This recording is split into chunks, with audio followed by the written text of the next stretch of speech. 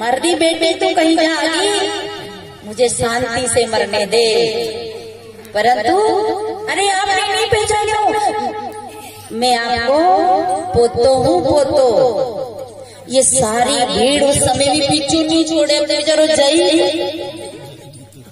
तब भी पीछू।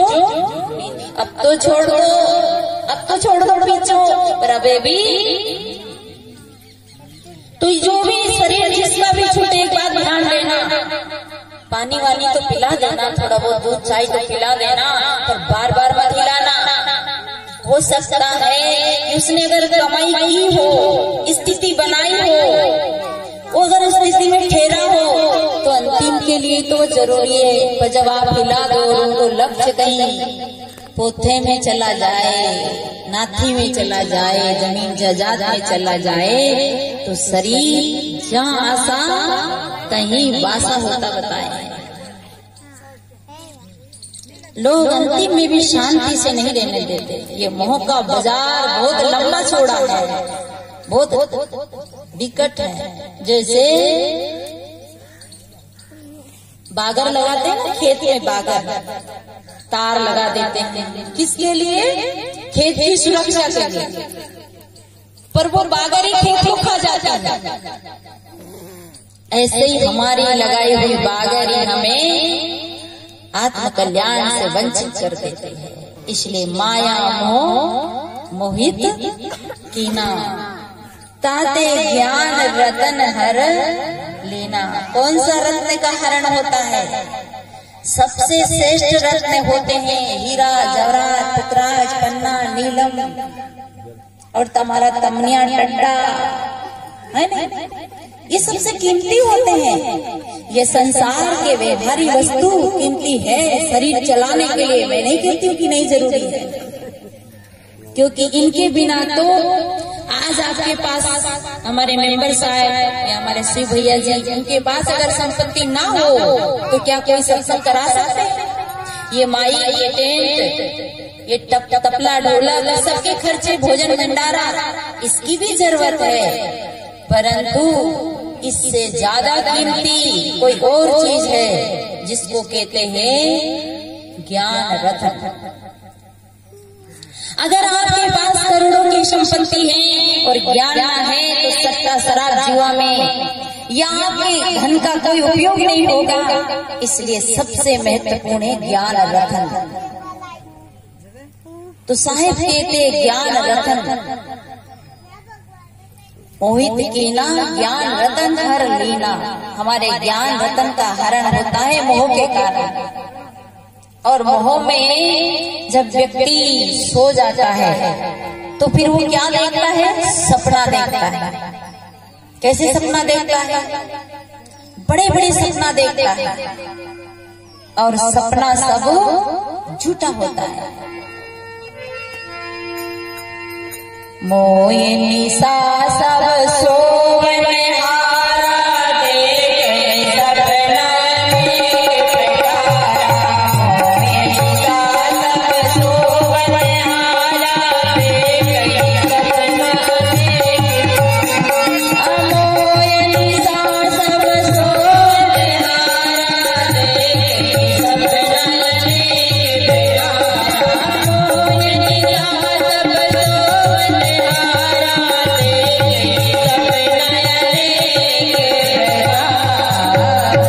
मोए निशा सपना अनेक प्रकार। साहब क्या कहते हैं?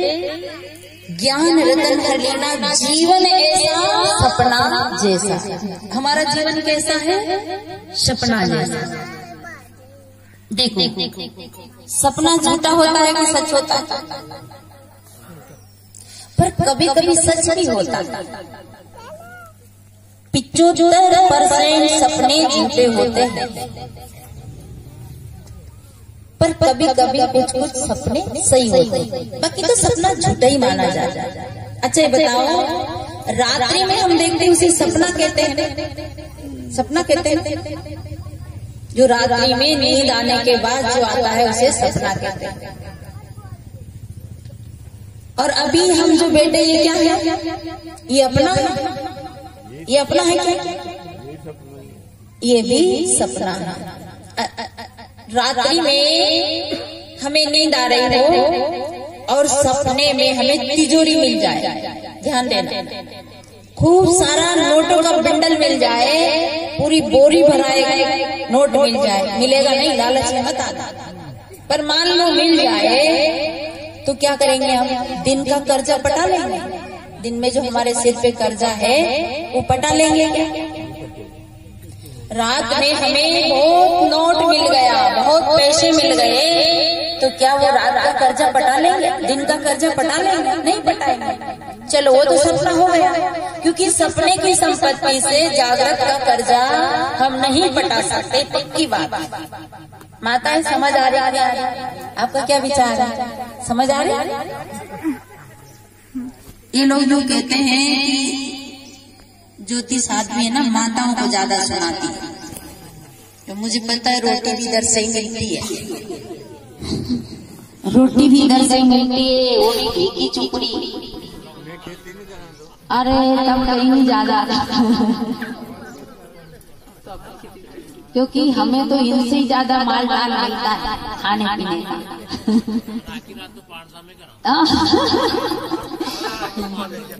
हमारे संगीता बहन शिव भैया के कई साहब अच्छी चुपड़ लीजिए, भले साहब बीमार हो जाए पर अच्छी चुपड़ लीजिए, रोटी अच्छी चुपड़ लीजिए। एक बार तरुण सागर जी से कहा कि महाराज आप इतने चिल्ला चिल्ला के क्यों बोलते हैं? तो तरुण सागर जी ने एक बड़ी प्यारी सी बात कही थी कि कुत्ता बासी रोटी खाता है, सूखी रोटी खाता है, एक टुकड़ा खाता है, इतना चिल्लाता है, तो हमें तो गरम गरम जो चाहे वो ज्वार चाहिए, तो ज्वार की रोटी, ताजा ताजा बाटी चाहे तो बाटी। तो बताइए फिर हम चिल्ला के क्यों नहीं बोले? हमें तो चुपड़ी और गरम मिल रही तो चिल्ला के बोलना ही पड़ेगा ना, तभी तो रोटी पचेगी। काहे संसारी का टुकड़ा लंबे दोनों हाथ, संसारी का टुकड़ा लंबे दोनों हाथ, भजन करोगे तो उबरे नहीं तो फाड़ देगा हाथ। अगर नहीं भजन करोगे ना तो हाथ फाड़ देगा, इसलिए खाते समय भी ध्यान रखना पड़ेगा। तो माताओं की तरफ थोड़ा मेरा ध्यान चला जाता है, क्योंकि मेरी जाति की है ना, मेरी सपाटी है। कार परिहरण तारण सोई, कहे कबीर भगवंत भजो, द्वितीय और न कोई। पद बहुत लंबा है, 2-3 पंक्तियों पे विचार। माया मोह मोहित कीना, एक माया है, दूसरा मोह है, और माया ही का रूप है मोह, और मोह का रूप है माया। अब माया क्या है? कहते हैं ना ये सब राम जी की माया। लोग क्या कहते हैं? ये सब राम जी की माया। जब कोई संकट आ जाए तो कहते हैं ये राम जी की माया, जब कुछ अच्छा हो जाए तब राम जी की माया। राम जी की माया वास्तव में है तो राम जी की, पर ये लोग तो ऐसे कहते हैं ऊपर वाले राम जी की माया। ऊपर वाले राम जी की माया नहीं, धरती पे रहने वाले राम जी की माया। और ये माया ही जीव को मोहित करती है। माया क्या है? हमारा अज्ञान ही माया है, हमारे अंदर की विषय शक्ति ही माया है। हमारा विचार जहाँ हमारा मन मोहित हो जाए वही माया है। तो साहिब कहते माया मोह मोहित कीना। आज देखते हैं आपके घर में गाय में भैंस, वो कल की चिंता नहीं करते क्या? आप घास डालते हैं, आधा घास को खा लेते हैं और आधा घास पे गोबर कर देते हैं और उसी पे बैठ जाते हैं, पर वो कल की चिंता नहीं करते। पर हमारी चिंता, हमारी फिक्र कितनी लंबी है। बेटा की सोचे, बेटा के बेटा की सोचे, बेटा के बेटा की सोचे, नाती पोती लड़पोती, सड़पोती, भड़पोती, और नाम भी कितना अच्छा रखियो, पोता। पोता, पोता बहुत चालाक होते हैं। पोता क्या करता है, नाक भी पोते और धन को तो पोत ही लेते, धन तो पोते ही पोते। तो हम माया मोह में मोहित हो जाते हैं, और हर इंसान मोहित होता है। माँ पुत्र पे मोहित होती है, पिता पुत्र पे मोहित होता है। और देखो मोह का भी स्वरूप बदलता है। जब बच्चा छोटा रहता है तो माँ से बहुत मोह करता है। ध्यान देना, आप कभी विचार किया? जब बच्चा छोटा रहता है तो माँ से बहुत मोह करता है। माँ पानी भरने जाए, माँ कोई काम करने जाए तो बच्चा उससे लिपट जाता है, लिपट जाता है, रोता है, पीछे चलता है, क्योंकि वो मोह रहता है। परंतु जो बड़ा होता है उसका मोह कम हो जाता है। इधर का मोह हटता है, माँ का मोह हटता है, और पत्नी से मोह हो जाता है। और जैसे ही घर में पत्नी आई तो कभी कोई बच्चा माँ के लिए ज्यादा रोया? रोया क्या? कोई नहीं रोता, क्योंकि उसका जो मोह है अब इधर से हट गया उधर। और जैसे ही माँ बूढ़ी होती है तो माँ, उस समय भी माँ का मोह रहता है पर कम मात्रा में। उस समय माँ का मोह रहता है पर कम मात्रा में, क्योंकि माँ का ध्यान काम धंधे में है। तो चलते चलते अपने बच्चों को दूध पिला जाती है, चलते चलते चुम्मा ले जाती है, प्यार प्रेम ले जाती है, क्योंकि उसे काम करना है, धंधा करना है। और जैसे ही माँ बूढ़ी होती है तो फिर बच्चा का तरफ माँ का भाव, प्रेम, मोह ज्यादा बढ़ जाता है। होता कि नहीं होता है? होता ना, उल्टी गंगा बहती। और ये मोह सबको रुलाता है, मोह सबको दुख देता है। और ये मोह ने क्या हरण किया? ये मोह ने किस चीज का हरण किया? क्या चीज हरी गई हमारी मोह के कारण, माया के कारण? समझ पड़ी आपको? क्या चीज का हरण हुआ? माया मोह मोहित कीना, ताते ज्ञान रतन हरण। इस माया मोह के बीच में किसका हरण हुआ? ज्ञान रत्न का हरण हुआ। ज्ञान से हम दूर हो गए, वंचित हो गए। हमें मोह ज्ञान की तरफ आने नहीं देता, उधर सोचने ही नहीं देता। और मोह ही सबको दुख देता है। मोह दुख देता है, माया दुख देती है।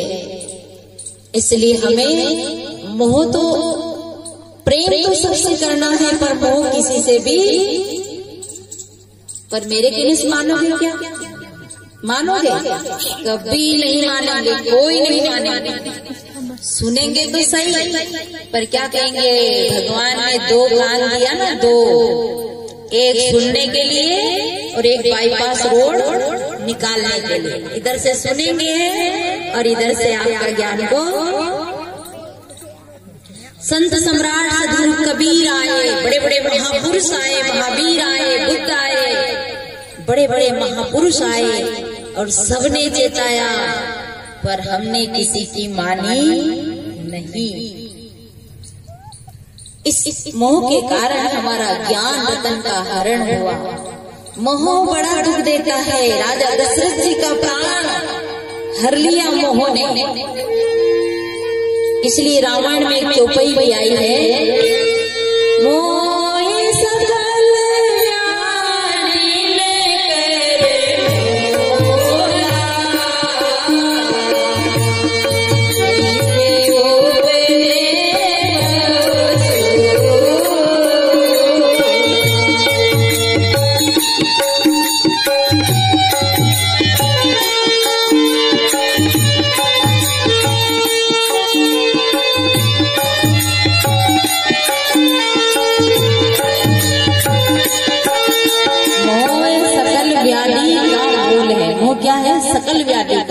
सकल दुख का मूल। मोह ये सकल व्याधि कर मूला, ओ जाय से उपजे भऊ सूला। सारे सूल, सारा दुख कहाँ से उपजता है? मोह के कारण। और मोह के कारण हम शरीर तो छूट जाता है पर हमारा मोह नहीं छूटता है, हमारी ममता नहीं छूटती। तो कबीर साहब ने क्या कहा?